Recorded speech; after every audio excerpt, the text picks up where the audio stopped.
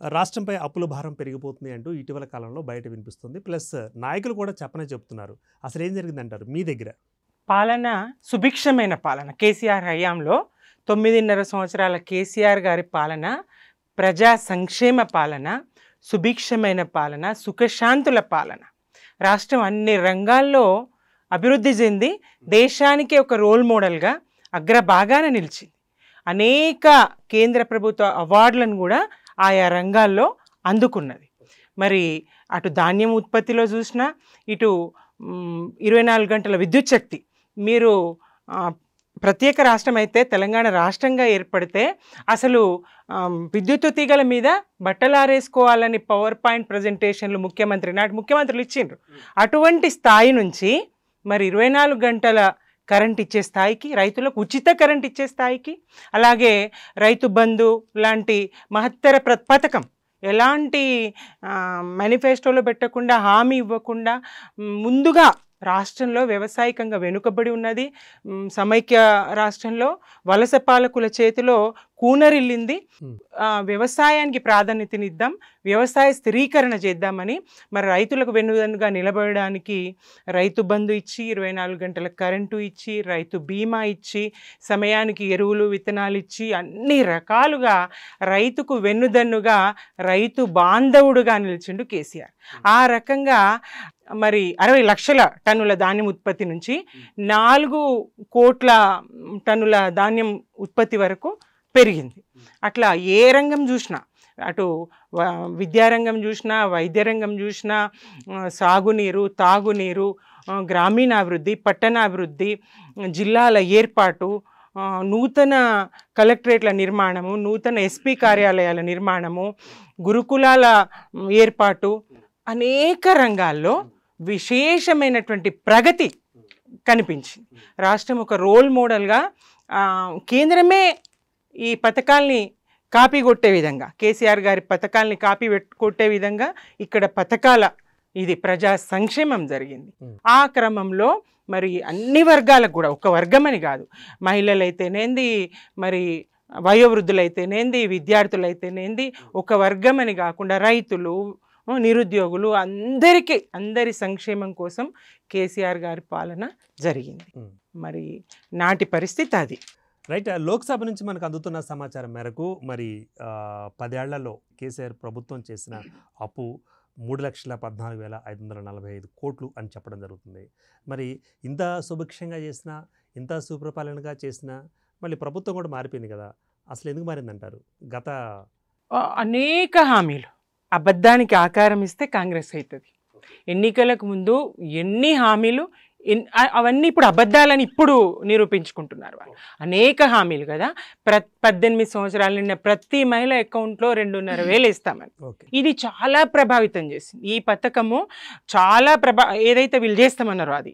అలాగే కళ్యాణ లక్ష్మితో పాటు తులం బంగారం పెడతామన్నారు. అలాగే కాలేజీకి వెళ్ళే ప్రతి విద్యార్థినికి స్కూటీ ఇస్తామన్నారు.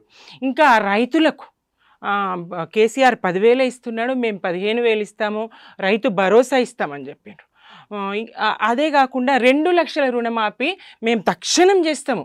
కేసీఆర్ ₹1,00,000 రుణమాఫీ చేసిండు.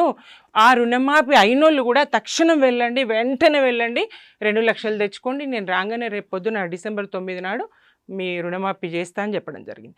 ఇట్లా అటు రైతులకు రైతు భరోసా ఇస్తా, 15,000 ఇస్తా, రైతు కూలీలకు ఇస్తా, కౌలు రైతులకు ఇస్తా అని చెప్పేసి రైతులకు చెప్పి, అలాగే మహిళలకు ఆశపెట్టి ప్రతి 18 సంవత్సరాలు నిండిన ప్రతి మహిళకు 2,500,000 అకౌంట్లో ఇస్తా అని, అలాగే వయోవృద్ధులకు కేసీఆర్ 200 పెన్షన్ 2,000 చేసిండా, నేను 4,000 చేస్తా అని చెప్పేసి వయోవృద్ధులకు, అంటే దాదాపు ఇట్లా పోల్చుకుంటే అన్ని పథకాలు కూడా 2024 మార్చి 31కి మరి తెలంగాణ ప్రభుత్వం అప్పు వాళ్ళు చూసినట్లయితే మనం 3,50,520 పాయింట్ 39 కోట్లు మాత్రమే కదా. అంటే 10 ఏళ్లలో మరి అంత చేసినప్పుడు, సపోజ్ వీళ్ళు ఎంత చేసినప్పుడు ఎలా ఉండబోతుందంటారు భవిష్యత్తు? 10 ఏళ్ల అప్పు అది. దానికి కాంగ్రెస్ ప్రభుత్వం ఎంత అంటది? అధికారికంగా అసెంబ్లీలో లెక్కలు చెప్పినాం, ఇదేం తారుమారు చేసినా మేము కోర్టులో వేస్తాము అని చెప్పడం జరిగింది. అలాగే పార్లమెంట్ కూడా రఘునందన్ రావు గారు పార్లమెంటును అడిగితే కూడా లెక్కలు ఇచ్చారు. అక్కడ 2,80,000 కోట్లని ఇచ్చినట్టున్నారు పార్లమెంట్లో. ఇదేది కాదని 8 లక్షల కోట్ల అప్పు చేసింది బీఆర్ఎస్ ప్రభుత్వం అని చెప్పేసి దానికి వడ్డే ఇంత కడుతున్నామని ఎన్నికలకు ముందు అబద్ధాలను ఆసరాగా చేసుకుని ఎన్నికలకు వచ్చింది. అదే అబద్ధాలను కొనసాగిస్తూ మరి వాళ్ళ పాలన చేస్తా ఉన్నారు. ఓకే, ఒకసారి అధికార ప్రతినిధి మనతో పాటు ఉన్నారు కదా, వారు కూడా అభిప్రాయం తీసుకుందాం, తర్వాత దాని డీప్లోకి వెళదాం. ఎస్ మానవతరాయ్ గారు, మీరు స్పందించండి. ఇప్పుడు తెలంగాణ ప్రభుత్వం మరి కట్టలేని పరిస్థితిలో ఉందా, లేకపోతే చేతులు ఎత్తిన పరిస్థితిలో ఉందా, లేకపోతే అమలు చేస్తానులేండి ఉండండి ఇంకా 5 ఏళ్ళు ఇంకా 2 ఏళ్ళు 3 ఏళ్ళు కాలం ఉంది కదా అనే స్థితిలో ఉందా? ఎలా ఉందంటారు? అవినీతి అనే బొమ్మ గీస్తే అది బీఆర్ఎస్ పార్టీ. ధనిక రాష్ట్రం 10 ఏళ్ల కేసీఆర్ పరిపాలనలో అప్పుల కుప్పగా మారిపోయింది. మేము తెలంగాణ ఉమ్మడి రాష్ట్రంలో తెలంగాణ రాష్ట్రం ఏర్పాటు చేసి కేసీఆర్ గారి చేతులు తెలంగాణ రాష్ట్రం పెట్టేటప్పుడు అప్పు 72,000 కోట్లు. అంటే 16 మంది ముఖ్యమంత్రులు వివిధ సంక్షేమ పథకాల కోసం అభివృద్ధి కోసం చేసిన అప్పు 72,000 కోట్లు.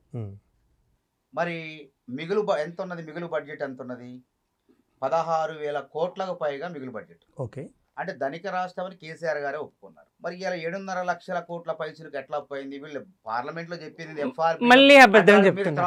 3,50,000 కోట్లు. మరి కార్పొరేషన్ నుంచి ఇబ్బడి ముబ్బడగా ఫైనాన్స్ సంస్థల నుంచి తీసిన అప్పు ఎవరు కట్టాలా? కేసీఆర్ గారు ఇంట్లో నుంచి కడతారా? రాష్ట్ర ప్రభుత్వమే చెల్లించాలా? కాబట్టి ఈ అప్పు గడితే 7.5 లక్షల కోట్లు దాడుతుంది. ఇవాళ రాష్ట్ర ప్రభుత్వానికి 18,000 కోట్ల ఆదాయం వస్తే 6,000 కోట్ల జీతభత్యాలు. ఓకే, 6,000 కోట్లు వీరు చేసినటువంటి అసలు వడ్డీకి కట్టాల్సి వస్తుంది. మిగతా అన్ని కూడా మరొక పైసా ఇంకా వీటికి సంక్షేమ పథకాలు. మేము తెచ్చిన 1,50,000 కోట్లలో వీళ్ళ మొత్తం కలిపితే 90,000 కోట్ల పైచీలకు అసలు వడ్డీలు కట్టాల్సి వచ్చింది, మిగతా సంక్షేమ పథకాలు. కాబట్టి ఇవాళ గాడి దప్పిన ఆర్థిక వ్యవస్థను, పాతాళానికి కుంగిపోయిన ఆర్థిక వ్యవస్థను పైకి దేవటానికి ఒక గజ ఈతగాళ్ళ లెక్క రేవంత్ రెడ్డి శ్రమిస్తాడు. ఎక్కడ కూడా ఇచ్చిన వాగ్దానాలు తప్పట్లు అన్నీ ఇచ్చుకుంటూ వీళ్ళు అన్నారు కదా, రైతు భరోసా ఎప్పుడు ఇస్తారంటే ఇచ్చినాం.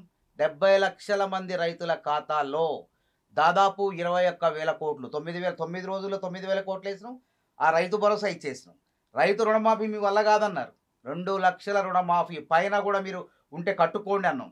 అట్లాంటిది కూడా రైతుల ఖాతాల్లో 20,650 కోట్లు రైతుల ఖాతాల్లో జమ చేసినాం. మరి వాళ్ళు 1,00,000 రూపాయల రుణమాఫీనే 10 ఏళ్ళు చేశారు, అంచెలంచెలుగా 4 దఫాలు చేశారు.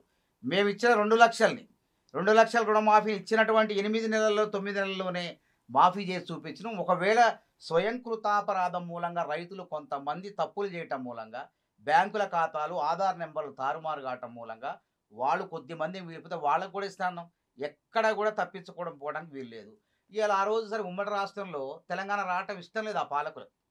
తెలంగాణ ఇష్టం లేదు కాబట్టి వాళ్ళు ఏం మాట్లాడతారు? కరెంట్ ఉండదు మీకు, అంధకారంలో ఉంటారని ఇట్లే మాట్లాడతారు. కానీ 2014 తర్వాత దేశవ్యాప్తంగా విద్యుత్ సంస్కరణలు వచ్చినాయి, మన్మోహన్ సింగ్ గారు పుణ్యమాని. ఇవాళ మీరు దేశవ్యాప్తంగా మిగులు ఛత్తీస్గఢ్ దగ్గర నుంచి కొన్న చిన్న రాష్ట్రం కొన్నాం మనం. ప్రతి రాష్ట్రంలో మిగులు విద్యుత్ ఉన్నది. అందుకే 24 గంటల కరెంట్ ఇచ్చారు. మేము కూడా ఇస్తున్నాం. ఇప్పుడు 24 గంటల కరెంట్ ఇస్తున్నాం. కాకపోతే కేసీఆర్ గారి దుబారా మూలంగా తెలంగాణ దివాలా తీసింది. అందుకే నేను ఇప్పుడు కాదు, ప్రతి డిబేట్లో 17, 18లో చెప్పిన కేసీఆర్ దుబారా తెలంగాణ దివాలా అన్న. అవసరం అండి సెక్రటరేట్, రాజమహల్ అవసరమా?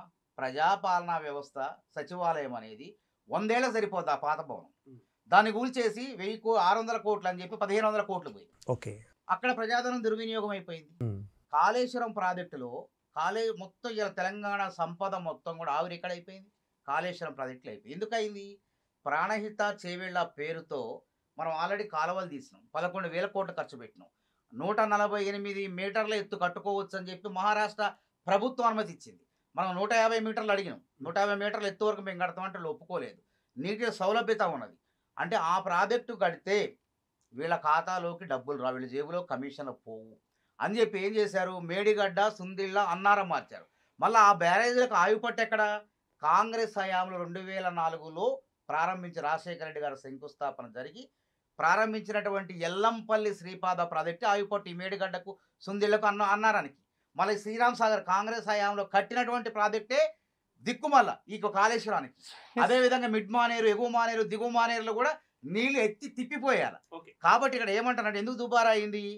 ఈ విధంగా అవసరం లేకపోయినా ప్రజాధనాన్ని వెచ్చించి ఎత్తిపోసి తిప్పిపోసి కట్టం మూలంగా ఇవాళ తెలంగాణ ఖజానా ఖాళీ అయింది, కేసీఆర్ ఖజానా నిండింది. ఇవాళ ధనిక పార్టీ ఏదంటే దేశంలో కానీ 1600 కోట్ల రూపాయలతో ఉన్న దేశంలో అత్యంత ధనికమైన పార్టీ ఇలా బీఆర్ఎస్ పార్టీ. రైట్. అంటే ఇదంతా తెలియకుండానే మరి మానవతరాయ్ గారు ఉన్నట్టు అనుకుందాం. ఇప్పుడు మరి రేవంత్ రెడ్డి గారు మరి ప్రమాణ స్వీకారం చేసిన మొదట్లో కొత్తల్లో కూడా ఏదైనా సరే నేను చూసుకుంటాను, అన్నీ సక్రమంగా చేస్తానని అప్పుడున్న జోష్ ఏదైతే ఉందో ఇప్పుడు కనిపించట్లేదు. వచ్చిన ఆదాయ వనరులన్నీ కూడా వడ్డీలకు అసలుకు సరిపోతుంది. అంటే ముందుగా లెక్కలేసుకోకుండా మీరు వచ్చారా? పొలిటికల్ రాజనీతిలో ప్రభుత్వ పాలకుడు అనేవాడు దాపరికంగా ఉండదు, ప్రజలకు వాస్తవాలు చెప్పాలి. 10 ఏళ్లలో గత ముఖ్యమంత్రి వాస్తవాలు చెప్పిండా? అయినా కానీ 1,04,000 కోట్ల రూపాయలని అన్నదాతల కోసం వచ్చిన 18 నెలల్లో ఖర్చు చేసిన మేము. వీళ్ళ హయాంలో ప్రకృతి వైపరీత్యాల మూలంగా పంట నష్టపోతే, వరదలు వచ్చినా లేకుంటే పిడుగులు పడ్డా పంటలు నష్టపోతే ₹1 ఆయా సాయం చేయలే. 220 కోట్లు ఇచ్చినాం మేము. అదే విధంగా వడ్లు కొనుగోలు ఇవాళ 4 కోట్లు ఇంకా రాలే, ఆ స్థాయికి చేరుకోవాలి తెలంగాణ.